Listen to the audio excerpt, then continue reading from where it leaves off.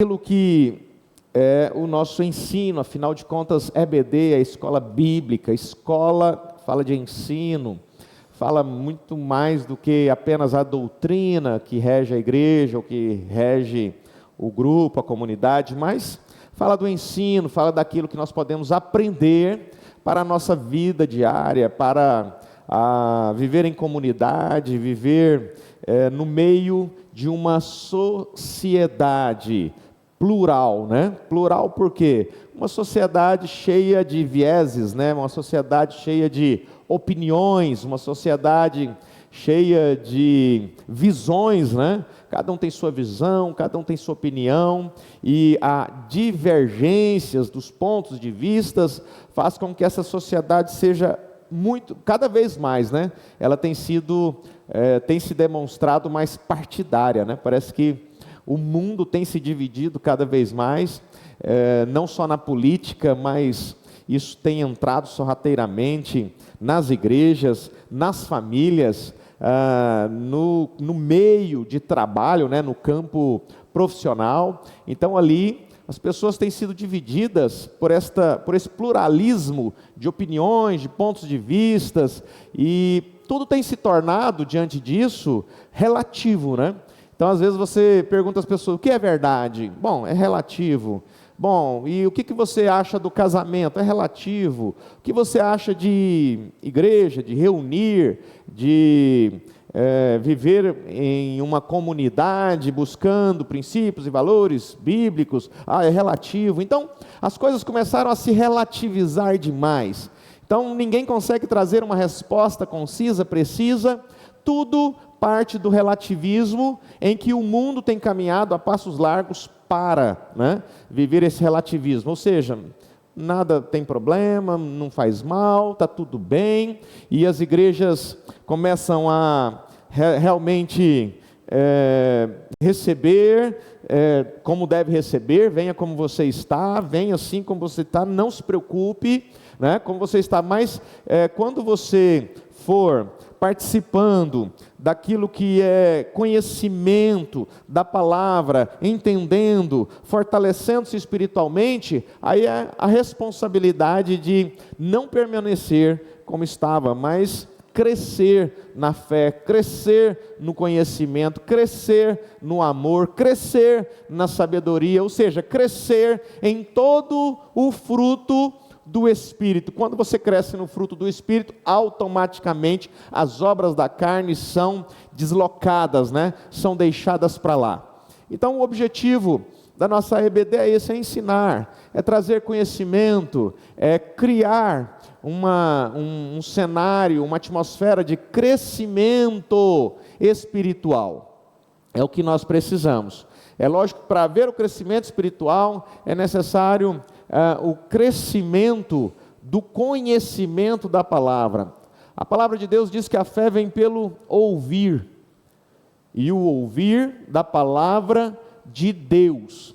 E o próprio apóstolo Paulo fala, e como que vão ouvir se não existe quem pregue?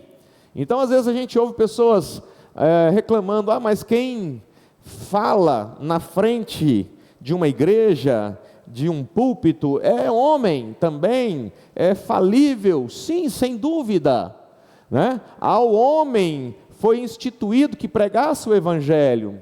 Jesus convocou ali os discípulos, e quando ele convoca os discípulos para saírem e pregar o evangelho, ele estava convocando todos, em Mateus 28:19, quando ele diz, ide por todo o mundo e pregai o evangelho. Então, se não for o homem, se não for no sentido generalizado, né? Se não for o homem, se não for um ser humano para pregar o evangelho, seria o sol, seria a lua, seria as estrelas, seria um anjo.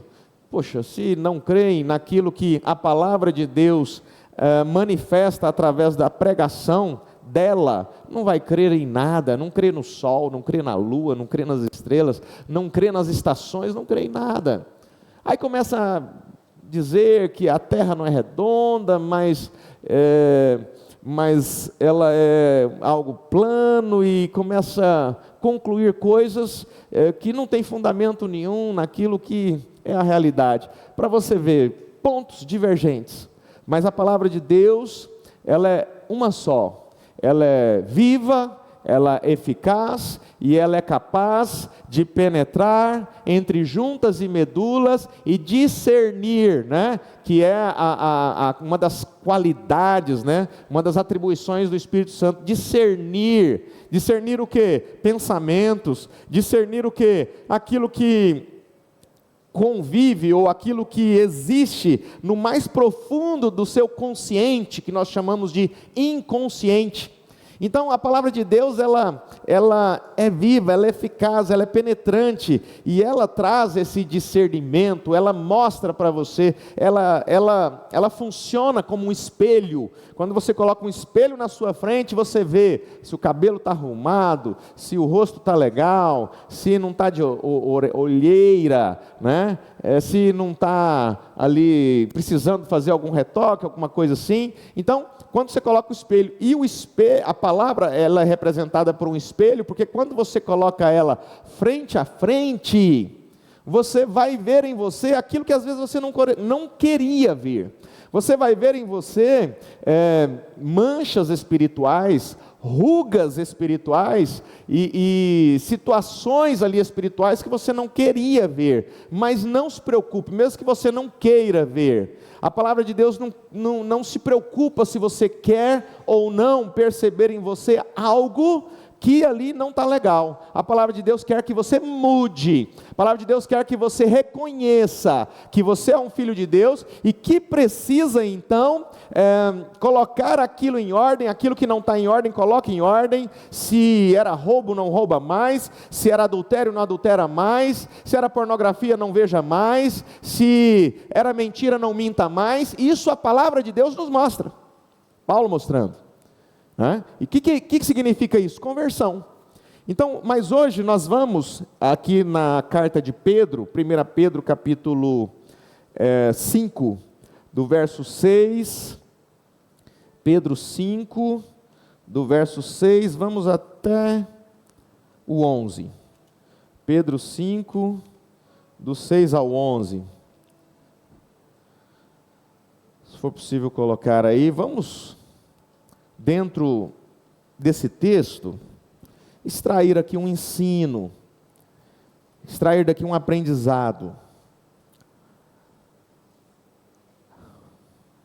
1 Pedro 5, 6, vamos ler na NVI, está aqui também para vocês. Portanto, humilhem-se debaixo da poderosa mão de Deus, para que Ele os exalte no devido tempo.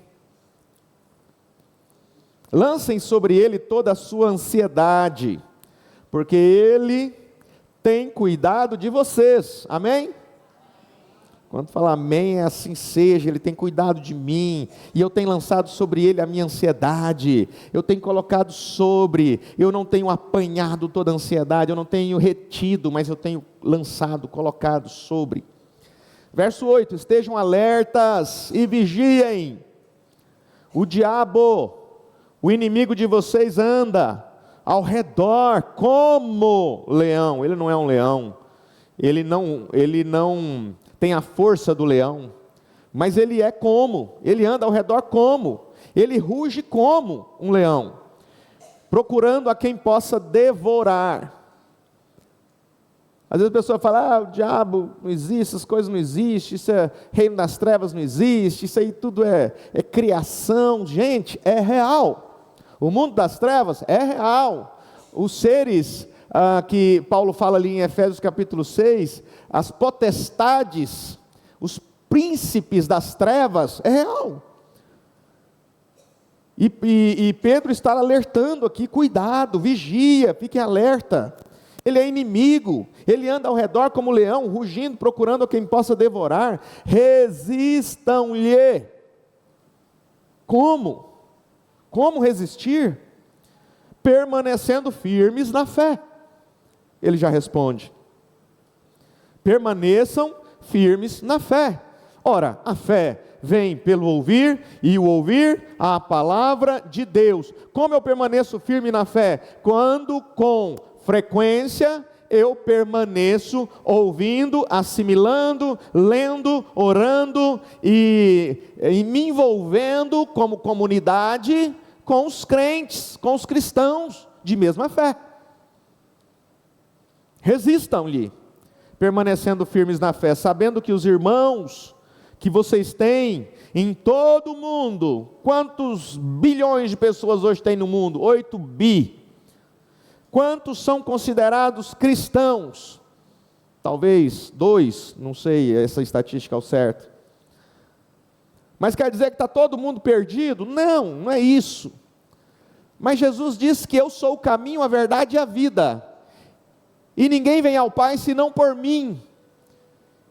E o Pai é esse Jeová Jireh, e o Pai é esse Elohim, e o Pai é esse Adonai, e o Pai é este ser, o qual nós chamamos de Deus, e chamamos de Pai, esse ser que criou os céus e a terra, este ser que tem em suas mãos todas as galáxias, todos os universos, e este ser que olha para o ventre de uma mulher, e ali dentro ele entretece, diz o termo do salmista no livro dos Salmos, ali ele entretece aquele feto, ele vai criando células, ele vai formando coração, ele vai formando órgãos, ele vai formando músculos, e ele vai entretecendo, e aquela fita de DNA é colocada ali, e então aquele bebê recebe o fôlego de vida e nasce.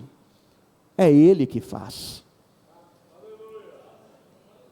E Pedro está dizendo, permaneça firmes na fé, sabendo que os irmãos que você tem em todo o mundo estão passando pelos mesmos sofrimentos. Se esse ser, se este Deus que entretece você no ventre de sua mãe, Ele vê cada líquido que é necessário ali dentro, Ele vê cada vitamina necessária, Ele vê cada comportamento seu lá dentro, Ele não vai saber do sofrimento que você está passando hoje? Se quando você estava escondido, Ele estava te entretecendo, e agora que você está visível a tudo? Mas saiba de uma coisa, os irmãos em todo o mundo estão passando pelos mesmos sofrimentos, então não coloque sobre si a carga de um mundo todo. Oh Senhor, o Senhor não olha para mim, olha o meu sofrimento, para com isso. Todo mundo está sofrendo, cada um numa proporção. Cada um tem um nível de sofrimento, cada um tem um nível de problema. Tem gente que está com problema na área espiritual, tem gente que está com problema na área familiar, tem gente que está com problema na área financeira, tem gente que está com problema porque está desempregado, tem gente que está com problema na criação dos filhos, tem filhos que está com problema na situação dos pais. Cada um com um problema. É saúde. Então, olhe para esse texto aqui, o verso 9, e entenda, todos os irmãos em todo o mundo estão passando pelos mesmos sofrimentos. O Deus de toda a graça que os chamou para a sua glória eterna em Cristo Jesus, depois de terem sofrido durante um pouco de tempo. Por que um pouco de tempo? Porque a nossa vida é como um sopro. Às vezes nós estamos fazendo coisas pensando que vamos viver quantos anos aqui? E eu não estou dizendo para você parar de construir. Eu estou falando que tem gente que trata as pessoas de uma forma tão rude, tão ríspida, de forma injusta e até imoral e antiética, que elas pensam o quê? Que vai viver quanto tempo aqui? Que ainda vai ter a oportunidade de chegar e pedir perdão? De chegar ali e se desculpar? Será que todo mundo tem certeza que vai poder se desculpar dos erros de hoje e amanhã? Será que os erros praticados hoje vai ser possível se desculpar amanhã? Será que vai ser possível marcar uma reunião para então que possamos nos desculpar uns com os outros? Será que eu tenho certeza disso? Todos nós temos? Aguinaldo é prova que não. Lembrei da sua história aqui. Não. Não, 1000 vezes não. É a Ânia? Bem-vinda.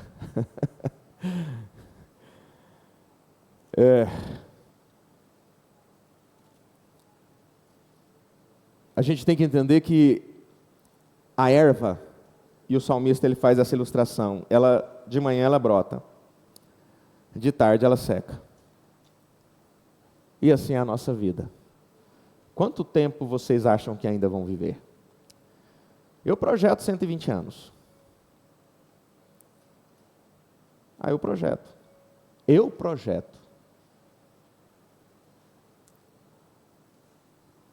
Às vezes não é nem questão de vontade. A gente fala assim, foi a vontade de Deus que algo acontecesse. Gente, vamos entender uma coisa, nem tudo é vontade de Deus. Tem certas coisas que se nós falarmos que é vontade de Deus, nós vamos estar pecando contra, né? Porque vontade de Deus tem aquela vontade. Agora, a questão de tudo que acontece ser sabido de Deus é diferente. Ele já sabia. Ele não é pego de surpresa. Mas tem certas coisas que não, gente. Às vezes, você observa eu já trabalhei na frente ali do Araújo Jorge por alguns anos. E ali você via crianças, bem novinhas, com aquela tráqueo, né, aquele negócio para fazer ali os tratamentos, e ali, às vezes não morava em Goiânia, ficava numa casa de assistência ali próximo, aquelas casas de apoio, né? E às vezes morava no interior, vinha a mãe naquele sofrimento, você via o sofrimento, por quê? Porque você começava a conviver com aquela situação, porque as pessoas vinham de 15 em 15 dias, de mês em mês, de 10 em 10 dias, e assim, a gente começava a ver aquela situação, você começava a familiarizar, olha aquela, e cadê aquela pessoa? Morreu, foi embora. Cadê aquela criança? Será que é a vontade de Deus isso? É a vontade de Deus? Lógico que não, gente. Mas que é sabido dele, Eu estou falando isso pela Bíblia, eu percebo pela Bíblia que a vontade de Deus mesmo, era que hoje nós estivéssemos vivendo como Adão e Eva viviam no jardim do Éden. Essa foi a vontade de Deus quando Ele criou o ser humano. E Deus não teve culpa nenhuma em Adão e Eva ter desobedecido lá no jardim do Éden o comando que Deus havia dado. Gente, Ele falou, faça tudo, mexa em tudo. Vamos supor que seja esse aqui o jardim do Éden, esse lugar. Mexe em tudo, mexe naquele climatizador, mexe nesse, olha, toca teclado, toca aquilo, faz isso, mexe tudo, liga a luz, desliga a luz, senta nessa cadeira, senta naquela, mexe naquela mesa, entra naquela sala, faz tudo. Faz um favor, só não pega isso aqui. Por favor, só não pega isso. Foi o que Deus fez com Adão lá no jardim do Éden. Por favor. Não coma manga. Não toque na árvore do conhecimento. Só. Gente, você passaria anos aqui mexendo em tudo. Nossa, eu quero conhecer essa caixa, quero saber para que é aquilo, como é que liga isso. Subir ali, você passaria anos aqui mexendo em tudo. Mas Deus plantou essa natureza no ser humano, essa curiosidade. Mas eu preciso saber por que Ele pediu para não pegar isso aqui. O que tem nesse negócio? E o que Adão fez? Ele foi lá e pegou. A Eva foi lá, guiada, né, dirigida, direcionada pela serpente, né, que mais lá na frente, lá no Apocalipse, a gente vê que a serpente é o diabo, é o dragão, né, do Apocalipse. Então, nós vamos entendendo, nós vamos vendo que a vontade de Deus era assim, que o homem todo fim de tarde tivesse aquele acesso que Adão tinha a Deus. Que acesso é esse? Ele conversava com Deus, ele tinha intimidade com Deus, ele se comunicava com Deus. Aí todo fim de tarde Deus vinha e conversava com ele. Eu não sei como que isso acontecia, mas eu só sei que isso devia ser prazeroso demais. E aí ele conversava ali com Adão e falava das coisas. E aí Adão, como é que foi? Aquele animal ali, eu coloquei o nome dele de cavalo. Aquele animal ali, eu coloquei o nome dele disso, cachorro, gato, e capivara, e onça, e leão, né? Eu fui estou colocando, que legal, Adão, que bom, né? Que bom que as coisas estão desenvolvendo aí no jardim, está desenvolvendo, mas tinha algo ali no jardim, e você fala, mas por que Deus permitiu que aquela serpente estivesse ali no jardim? Gente, Deus nos colocou sobre um platô, sobre um patamar assim, de livre-arbítrio, no sentido de, não é que eu escolho minha salvação, na verdade, eu escolho permanecer no pecado e na morte espiritual, ou eu escolho me render a Cristo. Às vezes as pessoas falam assim: por que que Deus não livrou aquela pessoa do inferno? Por que que Deus não livrou aquele fulano, aquela ciclana daquela situação? Olha a situação que ele morreu, olha a situação que ela morreu. E mesmo assim nós não temos que julgar o destino eterno de ninguém, mas supostamente, por que que Deus não livrou? Gente, na verdade não é, às vezes a gente fica assim, querendo que Deus não permita que as pessoas percam o céu. Olha, a pessoa perdeu o céu, não é isso. Todos nós, diz a Bíblia, nascemos em pecados, porque Paulo fala isso, né, que todos nós transgredimos através da transgressão de Adão. Então a forma foi Adão, então hoje nós somos transgressores como Adão. E Paulo fala lá em Efésios que estávamos mortos em pecados, estávamos mortos em delitos, mas Cristo, pela sua graça, abriu o portão para a salvação. Ou seja, o que eu tenho que fazer? Eu estou morto já, está todo mundo morto. O que nós temos que fazer? Aceitar a salvação, aceitar essa ressurreição que é o novo nascimento. É só isso. Aí às vezes as pessoas cobram de Deus algo assim: olha, Deus já enviou o seu Filho para resgatar toda a humanidade. E por que que a humanidade não está sendo resgatada? Porque a humanidade permanece nos pecados. E o que nós estamos vendo é que o nosso tempo é curto. Depois de terem sofrido durante um pouco de tempo, Ele vai te restaurar, Ele vai te confirmar, Ele vai te dar forças e os porá sobre firmes alicerces. Você não vai mais andar em areia movediça, mas você precisa entender que você precisa entregar, lançar sobre ele toda a sua ansiedade. Você precisa estar alerta, você precisa vigiar. O diabo está em torno, ao redor, como um leão, rugindo, bramando, procurando quem possa tragar, e ele diz: resista. O que eu posso dizer para vocês nesta manhã? Resista. Se fazia, não faz mais. Era hábito, coloca um hábito bom no lugar. Era um vício tóxico, ruim, coloca um hábito legal ali no lugar e vai vencendo aquele ruim com um bom. Não um vício bom, não existe vício bom, existem bons hábitos e maus hábitos. Maus hábitos se tornam em vícios prejudiciais. A Ele seja o poder todo, a Ele seja o poder para todo sempre, amém, é o verso 11. Então, diante disso aqui, a história conta, lá no século passado, mas não muito distante, muitos aqui estavam nascidos na época, mas talvez não conheça, do ano de 1986. Quem aqui não estava nascido em 86? Quem não estava, levanta a mão. Levanta a mão alto, gente. Não estava nascido em 86. Isso. Nem por isso vocês talvez não conheçam, mas vocês vão conhecer uma história que talvez os que eram nascidos também não conhecem. Por quê? Porque nem tudo realmente é tão divulgado quanto aquilo que aconteceu num dia que eu vou perguntar para vocês o dia, só para vocês verem o quanto vocês se lembram. Naquela manhã, eu não me lembro o dia da semana, mas naquela manhã em que, principalmente o mundo evangélico pensou: o mundo está acabando, as torres estão sendo atingidas, né? Vocês lembram que dia foi isso? 11 de setembro de 2001? 11 de setembro de 2001. Por que a gente lembra? Impacto, né? Muito forte. 3.000 pessoas, mais de 3.000 pessoas morreram, né? A forma como aquilo aconteceu foi de forma muito cruel. Mas Jesus, em Lucas capítulo 13, ele fala uma coisa interessante. Ele fala assim para os discípulos, ele fala assim: olha, sabe, tem uma torre de Siloé que ela caiu, e ela caiu em cima de vários trabalhadores, parece que 16 trabalhadores, e eles morreram. Vocês acham que eles eram mais pecadores do que vocês?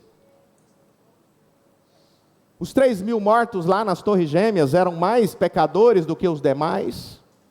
De forma inocente, estavam trabalhando. Mesmo os que morreram sendo os próprios, né, que atacaram, será que merecia aquele tipo de morte? Ah, merecia, porque eles procuraram com as próprias mãos. Nenhum ser humano merece. Nenhum. Cada um escolhe, eu já falei de livre-arbítrio, cada um escolhe.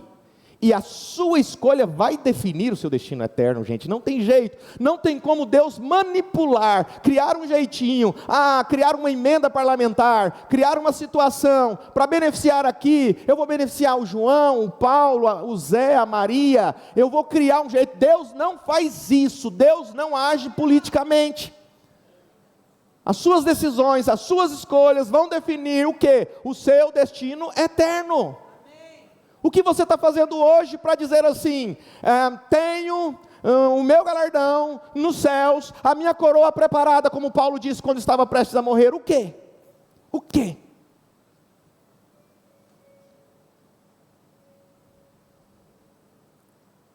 21 de agosto de 1986. Geograficamente, para sintonizarmos, no continente africano, no país chamado Camarões, mais conhecido por nós por causa das Copas, né? Conheço mais Camarões por causa da Copa do Mundo. Então, no país de Camarões, onde existem ali uma linha montanhosa e vulcânica muito grande. E ali no país de Camarões, no dia 21 de agosto de 1986, muitos de nós éramos nascidos, amanhece ao lado do lago chamado Nils, N-Y-O-S, Lago Nils.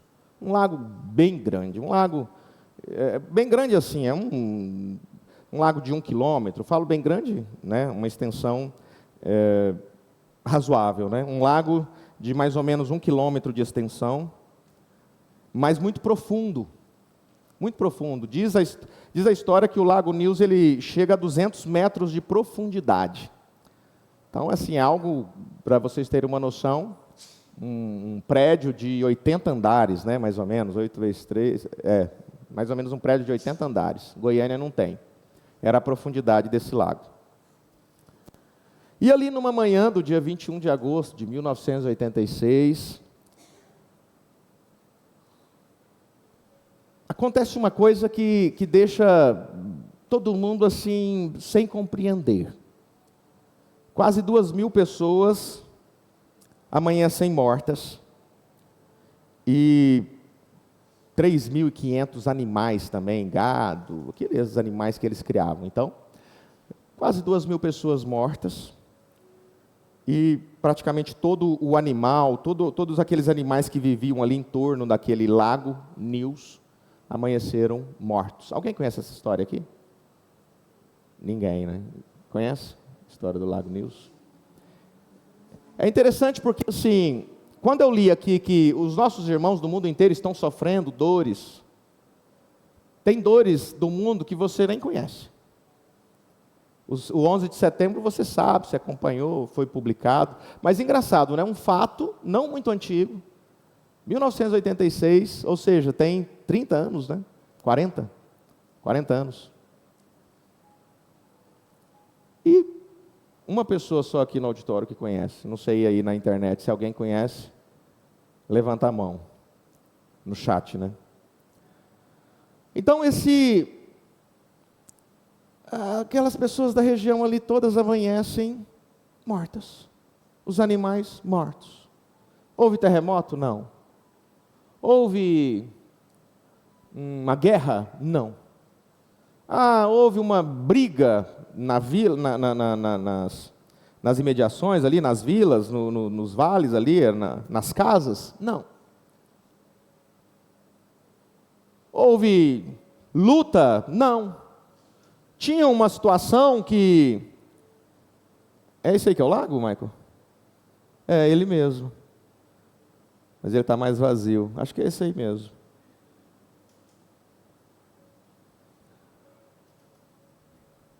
Apesar de, eu falando da proporção, apesar de ele não parecer assim grande na sua extensão, mas ele é muito profundo, né? Porque ele está sobre uma placa vulcânica, né? Lá tem muitos vulcões. E houve erupção vulcânica? Não. Né? Então lá, simplesmente estavam dormindo e ao amanhecer não tinham vida mais.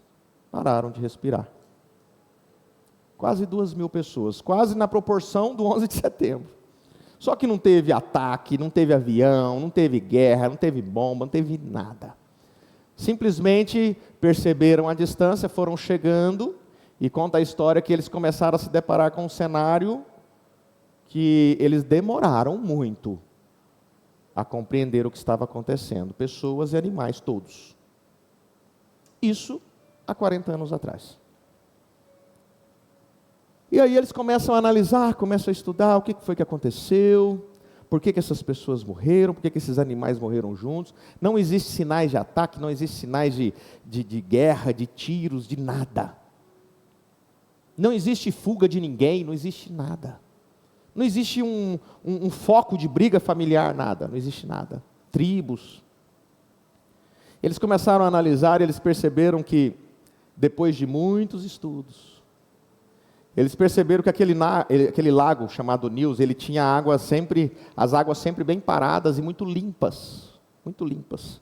E eles perceberam que o lago estava avermelhado, bem avermelhado, uma água quase barrenta assim, né? E eles falaram, alguma coisa aconteceu aqui. E eles foram estudando e perceberam que lá a 200 metros de profundidade, essas placas vulcânicas, elas liberavam dióxido de carbono, que é o CO2 ou gás carbônico para nós. Lá embaixo, 200 metros de profundidade, ela liberava sempre.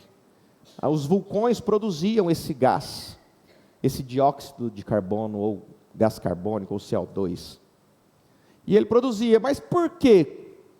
Nunca aconteceu. Por que aconteceu naquele momento, naquele fatídico dia do dia 21 de agosto de 1986? Supõe-se, porque não tem imagem, não tem filmagem, não tem testemunhas para dizer o que aconteceu, supõe-se, até hoje, depois de 40 anos, que exatamente elas ficaram avermelhadas assim, ó. Eu acredito que até seja esta a imagem do dia que aconteceu. Esta é a imagem do dia que aconteceu. Ela ficou bem avermelhada, bem barrenta, e ela é água limpa, águas límpidas, translúcidas. E lá a 200 metros, essa produção de gás carbônico, eles entenderam que algo aconteceu numa encosta destas montanhas, um deslizamento, que caiu no lago, e ao mexer com aquela situação lá no fundo do lago, fez com que acontecesse sim uma erupção, mas não uma erupção de larva vulcânica, mas uma erupção de CO2, muito grande, milhões de toneladas de CO2 soltos na atmosfera de repente. E por ser um gás muito pesado, ele desce rápido e ele desce pelos vales. E quando ele desce pelos vales, ele vai deslocando o oxigênio, que é um gás mais leve, né? Que é uma substância, né? Não é um gás, o oxigênio é uma substância mais leve. Então, ali ela vai tirando o oxigênio e varrendo, né, aquela região, espalhando o CO2, dióxido de carbono ou gás carbônico, e aquelas pessoas estavam dormindo quando isso aconteceu e elas não tiveram oportunidade de ver de que morreram, não tiveram oportunidade de sentir, até porque é um gás que ele vai intoxicando, ele intoxica, leva a pessoa a perder todos os sentidos, e depois ela morre por falta de sentidos, né? O cérebro para de mandar o comando até de respirar, até porque aquilo só vai gerando, né? Aquela respiração do dióxido de carbono vai virando um loop, né? Então tá, depois de um tempo, eles descobriram, foi isso que aconteceu. O que nós vamos fazer para que isso não aconteça mais? Começaram a fazer a desgasificar, tirar o desgasificar. Desgasificar. O que eles fizeram? Começaram a colocar tubos lá no fundo, 200 metros, e fazer com que esse gás fosse realmente lançado aos poucos ali naquela região, ao ponto que não afetasse a comunidade. Aquele gás ficava ali e logo ele era dissipado. Fizeram a desgasificação. Mas aonde que nós vamos chegar nessa história como a metáfora daquilo que nós estamos falando nesta manhã acerca do texto de 1 Pedro. O oxigênio, quando nós olhamos para a palavra de Deus, o oxigênio das nossas almas, ou seja, aquilo que mantém as nossas almas respirando, não é simplesmente esse oxigênio que mantém o nosso corpo. Não é simplesmente esse oxigênio que mantém as nossas almas saudáveis e respirando. Mas o oxigênio das nossas almas é a palavra de Deus. O oxigênio das nossas almas é Cristo. O oxigênio das nossas almas é a oração. Então, assim como a palavra, assim como a ausência da palavra, a ausência de Cristo, a ausência de oração vai intoxicar, vai sufocar a sua alma, o dióxido de carbono, o gás carbônico vai sufocar o corpo daquele que respira o oxigênio e de repente não tem ele mais. Gente, observe que é um acidente trágico, é uma situação comovente, é algo que deveria alertar as pessoas, não para que elas recebam esse alerta de forma física apenas, mas um dia, lá na criação do homem, em Gênesis capítulo 2, Deus criou o homem, e o que ele fez depois dele formar o homem do barro? Ele soprou nele o quê? O oxigênio, o fôlego de vida. Ele soprou esse fôlego de vida para que o homem então se tornasse em alma vivente, para que então você se tornasse aquilo que você é. Deus entreteceu você no ventre da sua mãe, para que durante aquele nascimento, durante o parto, durante a luz que aquele bebê vem, a luz, ali ele pudesse receber o sopro de vida e então respirar aquele oxigênio. Aquela morte silenciosa, através daquela neblina de gás carbônico que veio descendo os vales, não tem filmagem disso, ninguém sabe como isso aconteceu, mas os estudos mostram que aquela sombra, aquela fumaça misteriosa, invisível, que veio matando ali todas as pessoas daquele vale, daquela região próxima. Eu fico pensando lá no tempo quando eles saíram do Egito e Deus falou: passe o sangue nos umbrais da porta, para que quando o anjo da morte vier, não atinja o seu lar. Sabe o que eu pensei? Fiquei ouvindo essa história e pensei assim, gente, às vezes a gente fala assim, como é que é esse anjo da morte? Será que ele chega com a foice, Porque a morte ela é vista como uma foice, Aquele homem vestido de preto com a foice na mão, Ela chegava na casa, dava uma olhada, deixa eu ver aqui se tem sangue de um cordeiro, deixa eu ver se essa família aqui está realmente resguardada da morte. Às vezes a gente pensa, como é que será isso? Sabe, hoje, parece que eu consigo entender que uma nuvem misteriosa, algo assim muito invisível, veio descendo ali no Egito, e de forma que esta nuvem obedecia o sangue, esta nuvem obedecia a obediência, esta nuvem considerava aqueles que consideraram o que Moisés disse. Esse anjo da morte descrito ali no início das Escrituras, ele veio entrando em portas fechadas, ele veio entrando em quartos trancados, ele veio entrando em berços, sem fazer estrago nenhum, sem dar tiros, sem usar ferramentas de guerra, sem usar armas de destruição. Ele simplesmente veio e de repente naquela hora determinada, o grito, o choro, o desespero no Egito tomou conta, porque todos os primogênitos estavam mortos. E Deus tem as suas maneiras. Agora a pergunta que eu faço é, será que esses camaroneses, Não sei nem se eu estou falando certo. Quem é de camarão é camaronês? Esses camaroneses, né? Eles mereceram isso?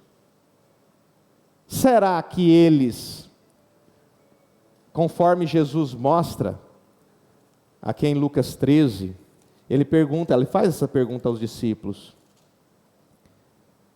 Ele faz essa pergunta: vocês pensam que aqueles 18 que morreram, quando caiu sobre eles a torre de Siloé, eram mais culpados do que todos os outros habitantes de Jerusalém? Eles eram mais culpados, eles tinham mais pecados. Será que foi a vontade de Deus que aquelas pessoas simplesmente perdessem a sua vida de forma coletiva? Filhos, às vezes, pessoas que não estavam ali presentes, filhos que ficaram órfãos, maridos que perderam suas esposas, maridos viúvos, mulheres viúvas, filhos órfãos, pais que perderam seus filhos, animais, criação que era usada para o mantimento, para se alimentarem, para comerem, para viverem ali naquela vila. Será que eles eram mais culpados do que nós que não passamos por isso? Será que eles eram mais culpados do que alguns que nunca passaram por uma prova, por algo assim? Não. Jesus diz: não. Não. Eu lhes digo: não, não, não. Mas Jesus diz: se vocês não se arrependerem, todos vocês também perecerão. E esse perecer aqui, gente, é lógico que a morte é o destino de toda a humanidade, não tem jeito. Eu vou ir contra a morte, eu vou fazer de forma que a morte não me alcance, não tem jeito. Se nós projetarmos 100 anos para frente, olharmos para 2126, todos morreram, perderam suas vidas, dos que aqui estão presentes e pela internet. Agora, nós que somos cristãos, precisamos entender uma coisa: o que eu estou fazendo nesta vida, esta vida que Deus me deu, esta vida que Deus me colocou aqui nessa terra, me predestinou para viver, para amar, para respeitar, para ajudar, para salvar, não no nível da salvação eterna, mas ajudar o processo da salvação das pessoas. Porque o que nós estamos fazendo aqui? Salvando uns aos outros. Como assim salvando uns aos outros, se o único que salva é Cristo? Nós estamos salvando no sentido de ajudando a cada um aqui a viver o seu processo de salvação, ajudando os filhos, ajudando os pais, ajudando os amigos. Por quê? Porque quando nós estamos aqui, nós estamos falando assim: olha, Cristo morreu na cruz para te salvar, e o que você faz em retribuição a essa morte de dor sofrida? Então nós temos que entender que esse silêncio ali do Lago Nils, esse silêncio que permeava o Lago Nils por anos, centenas, por que não dizer milhares de anos, ele estava lá dentro, ele estava desenvolvendo ali dentro, criando um gás carbônico. O que esse gás carbônico hoje é na vida do cristão? São as atrações. O que esse gás carbônico que está sendo criado, e esse perigo é invisível, às vezes ele está sendo criado ali dentro do coração do jovem, às vezes está sendo criado ali na mente daquela pessoa, daquele pai, daquela mãe. Talvez está sendo criado, esse gás carbônico representa tudo aquilo que afasta o que é o oxigênio na vida de um cristão, que é Cristo, que é a palavra, que é a oração, que é o comungar, que é aquilo que Paulo fala ali aos Hebreus capítulo 10, fala: olha, não deixem de congregar. Mas nós estamos deixando que esse gás carbônico invisível, escondido, conforme esse Lago Nils foi produzindo aquilo, foi produzindo, e as pessoas estão permitindo que algo perigoso, invisível, está sendo produzido até o ponto de um dia, quando isso chega a eclodir, quando isso chega a ir para fora, mata pessoas que estão do lado, destrói famílias. E o que é isso? Bom, vícios, hábitos, situações que vão sendo alimentadas e nutridas. Eu vi aquela música e gostei, mas o estilo não é legal, não é bom, mas eu fui me alimentando daquela música. Primeiro eu cliquei e olhei aquela cena que eu não deveria ter visto, mas foi rápido, e aí amanhã de novo, e aí você vai nutrindo aquilo, e você vai cauterizando a sua consciência, e aquele gás carbônico vai sendo produzido ali, vai sendo produzido aos poucos, é invisível. É um perigo que vai sendo produzido. Tem um perigo sendo produzido no coração das pessoas. É o gás carbônico que está matando o tempo com a palavra, está matando o tempo com Cristo, está deslocando o oxigênio que deveria estar dando saúde e vida para a sua alma. Está matando, está deslocando, está tirando ressentimentos, ausência de perdão, amizades tóxicas, matando, relacionamentos que destroem a alma, mas está todo mundo, visivelmente, bem. Eu pedi para o Michael, não sei se ele colocou, mas esse invisível, o tema dessa mensagem de hoje, esse invisível, ele destrói mais do que aquilo que é visível aos nossos olhos. Essa produção de gás carbônico lá no fundo, lá no coração, perigo escondido sobre uma aparência tranquila. Às vezes nós olhamos as aparências, e não é só das pessoas, olha a aparência da família, tranquilo, mas tem um gás carbônico sendo produzido lá embaixo, que qualquer hora pode eclodir, entrar em erupção. Por quê? Porque aquelas águas, por que aquele gás carbônico nunca saiu de uma vez rápido daquele jeito? A pressão das águas, diz a ciência, que segurava aquele gás carbônico lá embaixo. Mas devido a um deslocamento de terra muito forte, possivelmente, naquele momento, abriu uma janela para que aquele gás carbônico subisse para a atmosfera. E às vezes nós temos que olhar para dentro de nós, e a Bíblia mostra isso. Olhar para dentro de nós e perguntar assim: será que eu não tenho que me arrepender de nada hoje? Será que não existe algum gás carbônico sendo produzido aqui e eu não estou nem dando atenção para isso? Será que não existe um ressentimento, uma ausência de perdão?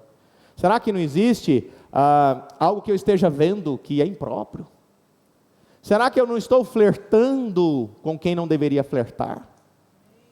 Será que eu não estou falando aquilo que não deveria falar? Será que eu não estou dando muita vazão para pensamentos impróprios que eu não deveria dar? Será que eu não estou me rendendo demais ao ponto de correr risco de se tornar um alcoólatra? Porque, gente, às vezes a gente fala sobre isso. Deixa eu colocar aqui no Google os perigos. Eu vou digitar aqui.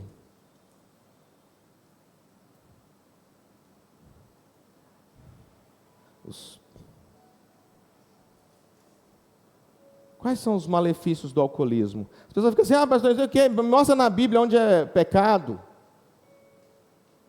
Tá. Tem tanta coisa na Bíblia, mas vamos falar aqui os prejuízos que o alcoolismo traz. O alcoolismo é uma doença crônica que afeta mais de 200 condições médicas, aumentando drasticamente o risco de morte prematura. Os malefícios incluem danos cerebrais, doenças graves no fígado, como cirrose, diversos tipos de câncer, além de sérios impactos psicológicos, sociais e dependência, vício. Impactos no cérebro. O álcool é uma substância neurotóxica que atua diretamente no sistema nervoso, provocando problemas cognitivos, perda de memória, dificuldade de julgamento e demência a longo prazo. Dependência. A abstinência causa ansiedade, tremores, insônia, suor e, em casos graves, alucinações e convulsões. Transtornos psiquiátricos. Forte associação com depressão, ansiedade e aumento da ideação de autoextermínio, que é o suicídio.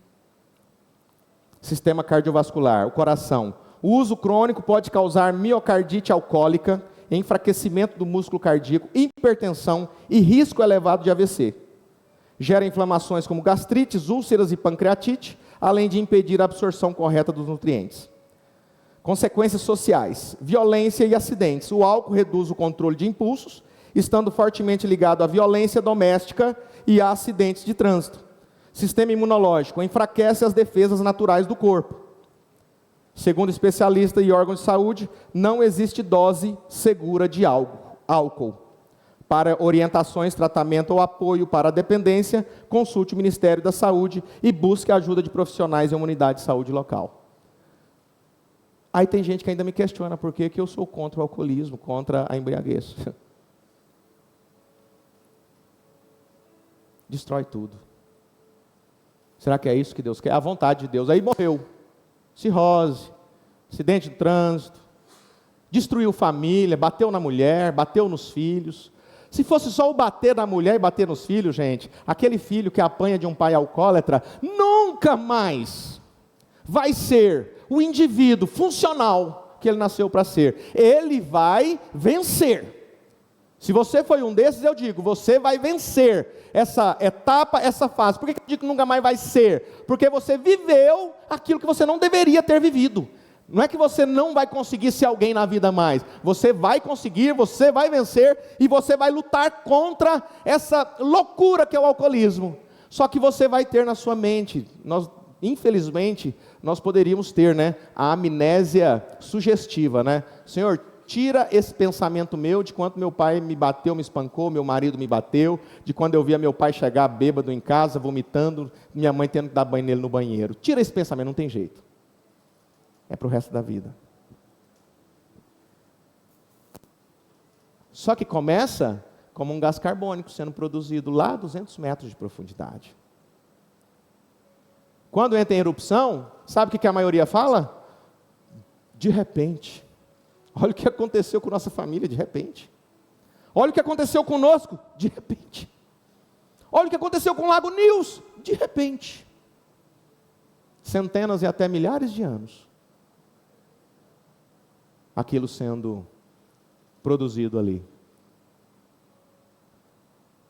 E eu quero pedir oração para esta igreja. Eu quero que vocês orem por uma coisa. Eu tenho sentido, não só eu, mas eu tenho sentido que servir vinho no dia da ceia talvez está causando prejuízo para algumas pessoas que têm alto nível de dependência alcoólica. Eu quero que vocês orem para saber o que nós vamos fazer. Outro problema. Eu tenho sentido, tenho arrepiado até, quando eu penso que meninos e meninas com menos de 18 anos estão provando álcool na Igreja Unidos em Cristo. Ah, pastor, mas é a ceia, é o vinho. Ore, eu quero que vocês orem, eu não quero tomar essa decisão sozinho. Ontem eu estava vendo o ECA. Quem sabe o que é o ECA? Quem sabe o que é o ECA? Levanta a mão. Eu peço que vocês leiam. Estatuto da Criança e do Adolescente. Eu não vou falar o que é que está acontecendo no dia da ceia, quando nós servimos o que está escrito lá dentro. Ah, pastor, mas esse é a lei, esse é a política, esse é... O que Jesus disse? Dai o quê? A César, o que é de César, a Deus o que é de Deus. Vocês prometem que vão orar por isso? Para que a gente possa tomar a decisão certa, junto? Porque nós somos uma família. E isso tem me trazido arrepios. Tem hora que eu acordo assim e vejo, eu não gosto nem que venha isso à minha mente. Porque eu fico assim, mas gente, mas não pode, por quê? O que está acontecendo?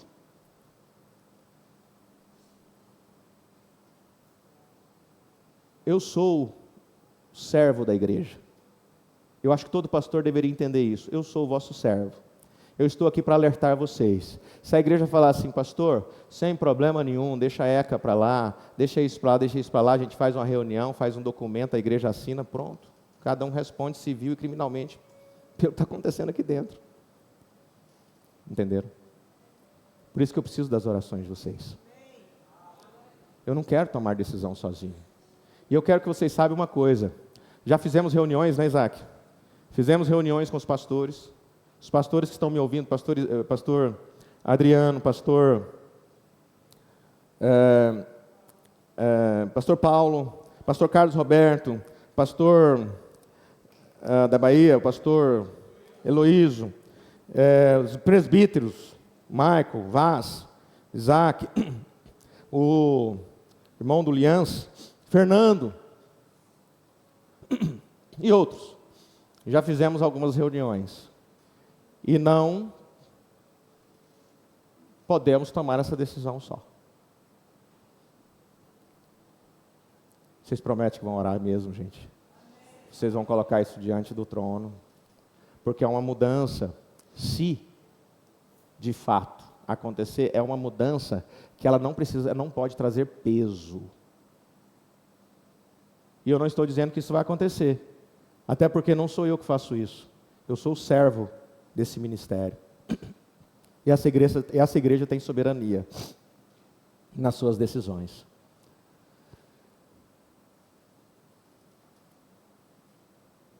Às vezes isso foi uma produção vulcânica, lá nas profundezas, que a gente não estava conseguindo perceber.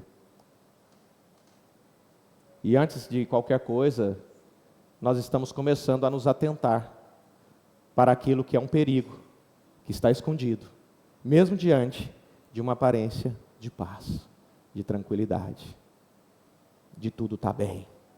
Para que mudar, se o time está ganhando?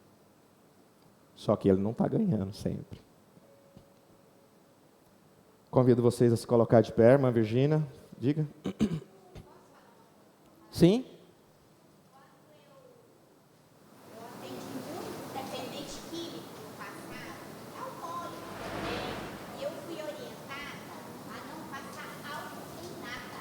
Até o álcool nas mãos, eu pedi a pessoa para lavar as mãos.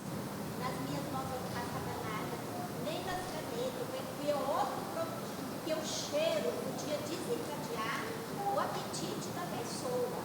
Dependente químico. É o que a irmã Virgínia está dizendo, gente, é o seguinte, ela é dentista, né, odontóloga, e ela foi orientada por autoridades que certos tipos de pessoas, né, quando a pessoa, na verdade, tem em si uma dependência alcoólica, né, do alcoolismo, dependência fisiológica, não é espírito mal, não, é dependência fisiológica. Então, aquela dependência, a irmã Virgínia foi alertada a não passar álcool na mão para cuidar da boca do paciente. Imagina. Por quê? Porque o cheiro do álcool pode desencadear é uma chave, né, um gatilho que desencadeia ali aquilo na vida daquela pessoa. Gente, eu não quero que vocês façam disso aqui um esquerda-direita, por favor. Ah, eu sou da direita, eu sou da esquerda. Não é. Nós vamos chegar a uma conclusão sobre oração.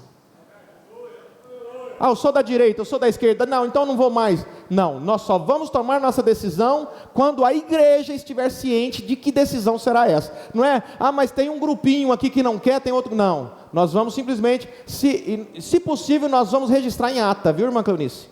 Registrar em ata, é muito sério. Porque nós podemos responder civil e criminalmente por certas coisas. Registra em ata, cada um assina. E aí a gente faz conforme... Porque igreja tem que ser maioria, né? Comunidade tem que ser maioria. Então, só que eu peço para vocês, por favor, não saia ali na hora do almoço, eu acho que não. Você nem estudou, você nem leu o ECA. Vai ler primeiro.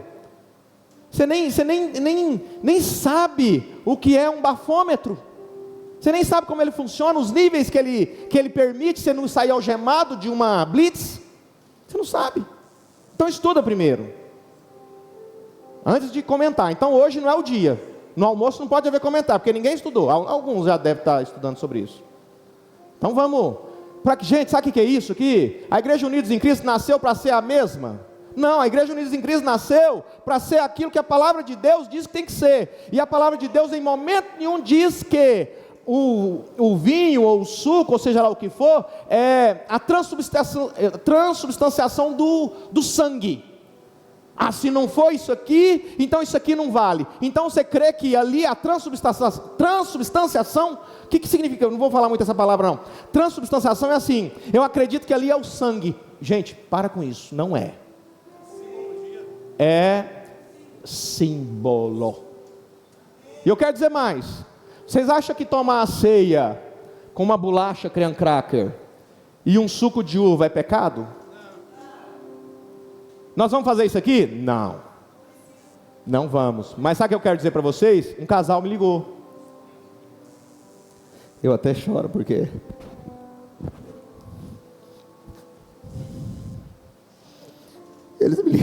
Eles me ligaram e falaram assim: pastor, a gente queria tanto tomar a ceia. Aqui em casa tinha bolacha e suco. E nós tomamos. Estamos em pecado. A igreja responde: está em pecado. Aquilo me comoveu muito. Nós queríamos tanto tomar a ceia, enquanto outros, ceia, para que isso? Que balela, que besteira, que liturgia fraca. E tem outros, bem, o que tem aí? Bolacha. Está na hora, o pastor já vai consagrar, pega a bolacha. O que tem para beber? Pega o que você tem para beber. Sabe por que eles fizeram isso? Porque eles não acreditaram que na próxima ceia eles estariam vivos. É pecado? É transubstanciação? Ah, se não for assim, eu não faço. Tá certo, para que eu vou fazer isso aqui? Se eu posso fazer o pão com a farinha integral, se eu posso ter o fruto da vide da forma mais pura possível. Desculpe ter usado esses 15 minutos para falar sobre isso. Eu não vim para falar sobre isso hoje. Mas quando eu li sobre esse negócio aqui do alcoolismo, isso aqui, gente, cuide dos seus. Vê se não está lá embaixo, produzindo gás carbônico. De repente está morto. Ah não, mas está vivo ainda. Morto espiritualmente. Morto, como um duro no caixão, mas está vivo ainda, com vida, mas está morto, morreu para Deus, separação eterna de Deus. Está lá a mamãe, lá na glória, cadê meu filho? Cadê meu marido? A produção de gás carbônico foi muito grande.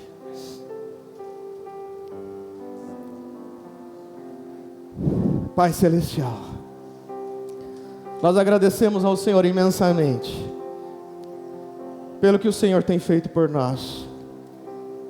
Pai, que tudo que vier atrapalhar a nossa relação, a nossa intimidade com o Senhor, seja vencida por Ti, ó Pai. Pai, tudo que estejamos nutrindo que não é bom para as nossas almas, que isso seja olhado nesta manhã com muita cautela. Tudo aquilo que eu estou alimentando na minha vida, tudo aquilo que eu estou fazendo que é tóxico para mim, para aqueles que estão em minha volta, ajuda, Pai, eu vencer isso. Ajuda eu vencer, Pai, isso que está me matando aos poucos, isso que está me deixando frágil na fé, isso que está te deixando fraca na fé. O que está te deixando fraco na fé é essa produção de gás carbônico que o diabo está produzindo. Ele está produzindo, ele brama como leão, buscando a quem possa tragar. Mas essa manhã eu digo: resiste, resiste, resiste, resiste. Porque uma hora dessas, numa manhã linda, seu filho pode estar morto, mesmo estando vivo. Sua esposa pode estar morta. Tudo que você ama pode estar morto. Porque não resistiu, porque não desgaseificou, porque não entendeu que aquilo realmente é produzido, mas precisa ser vencido. Pai Celestial, abençoe essas mães que lutam pelos seus filhos, abençoe estes pais, abençoe estes filhos que lutam pelos seus pais, abençoe estas esposas, abençoe esses maridos, abençoe estas casas, abençoe estes lares que precisam de Ti, ó Pai, que precisam vencer, que precisam viver a eternidade, e para viver a eternidade eu não posso estar separado de Deus aqui nessa terra, porque se esse gás carbônico me separar do oxigênio aqui na terra, eu não estarei na eternidade com Cristo. Me ajuda, Senhor, me ajuda, tira a ansiedade, tira os vícios, tira os ressentimentos, palavras tóxicas, amizades erradas, em nome de Jesus.